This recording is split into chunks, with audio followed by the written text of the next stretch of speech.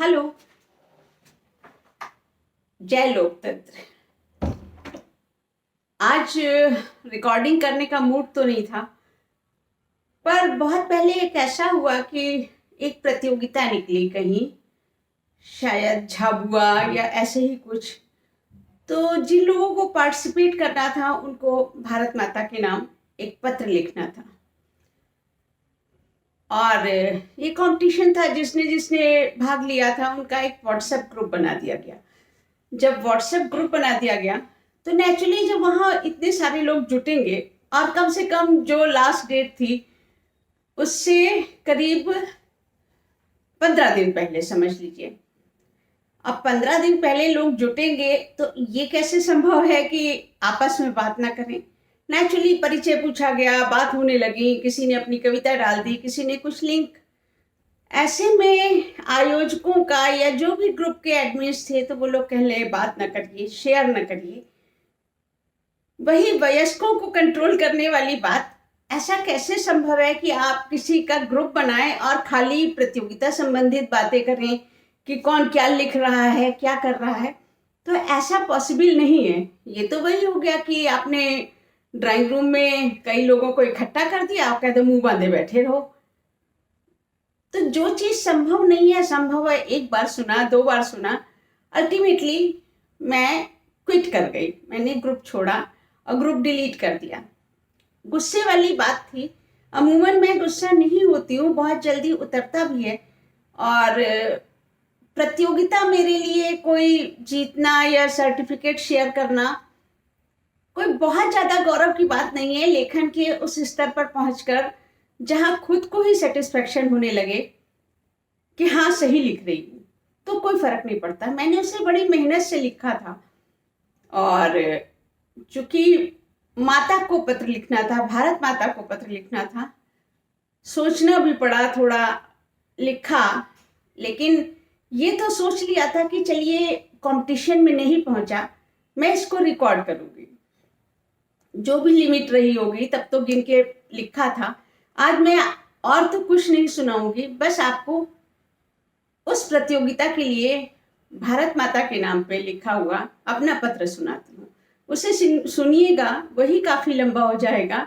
और आप मेरे लिए आप जैसे 100-200 लोगों की प्रशंसा मायने रखती है, ना कि पुरस्कार या धनराशि या इस तरह की कोई चीजें। तो सुनिए मैंने क्या लिखा था।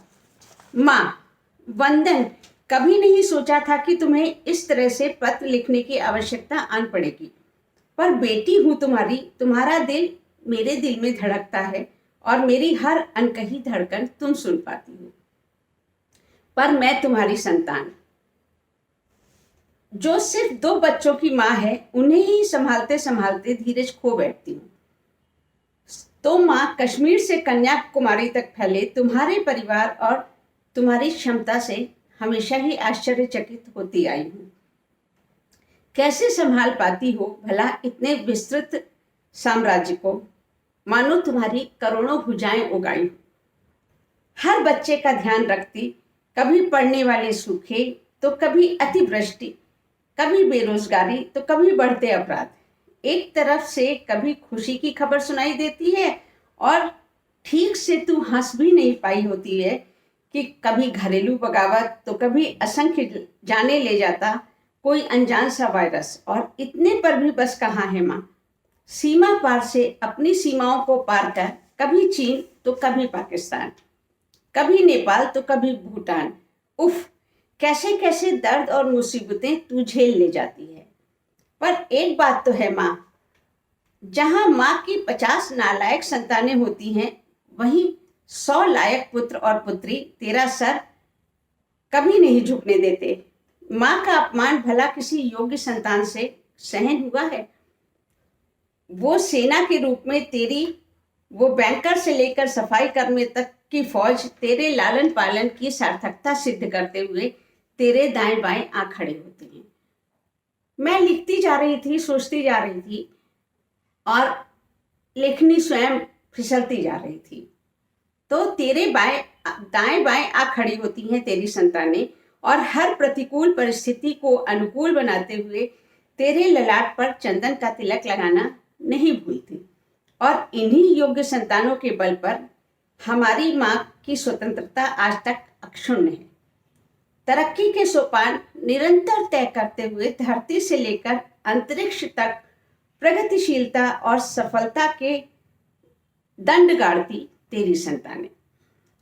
गर्दन घुमाकर देखो तो जरा 1947 से 2021 तक की प्रगति का सफर। गांव-गांव बिजली, पक्की सड़कें, रेलों का जाल, शिक्षा, ऊंची इमारतें, बिजली, वो कौन सा ऐसा क्षेत्र है जहां तेरी आंखें ये रोशनी न देख पा रही हूँ। बहुत छोटी हूँ, पर माँ कहते हैं ना कि बेटे के पैर में बाप का जूता फिट आने लगे तो उसे अपना दोस्त समझना चाहिए। बस उसी मित्र के ही नाते मैं तुमसे कहती हूँ माँ, कभी न राह भूलना, संतानें भले ही गलती करें, तू संतानों में कभी न फर्क करना। तू संतानों में कभी न फर्क करना।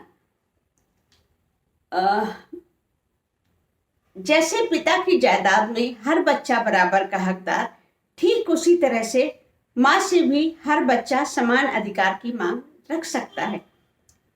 एकदम सिरे से ही गलत मांगों के लिए तो माँ तू झिड़की दे सकती है, पर जायज मांगे तो तू मान ही जाना माँ, तेरा झुकना तुझे कभी छोटा नहीं बनाएगा। शक्ति का विकेंद्रीकरण समय की मांग है। माँ और संतानें सगी या सौतेली या धार्मिक और सांप्रदायिक नहीं होती। तेरी बेटी इतनी समझदार हो गई है कि अपनी थकती माँ के कानों में उत्साह का मंत्र फूंकने चली है। बुरा लगा हो तो नादान समझकर माफ कर देना, और अगर ठीक तो माँ तो वही करना जो तेरी इस छोटी सी बेटी की सलाह है। तो ये तो था मेरा माँ को पत्र। बहुत मन था कि लिखा बेकार तो कभी नहीं जाता, सामने तो लाती ही, वहाँ नहीं, लेकिन आप यहाँ सुनेंगे। और मैं इस पत्र के बारे में, हालांकि उसका रिजल्ट आ चुका है उस प्रतियोगिता का, पर मैं जरूर जानना चाहूँगी कि मैंने जो माँ को पत्र लिखा वो आपके दिल को छू पाया कि नहीं छू पाया। और इन्हीं वचनों के साथ विदा लेती हूँ। इंतजार करूंगी आपकी प्रतिक्रियाओं का। नमस्कार।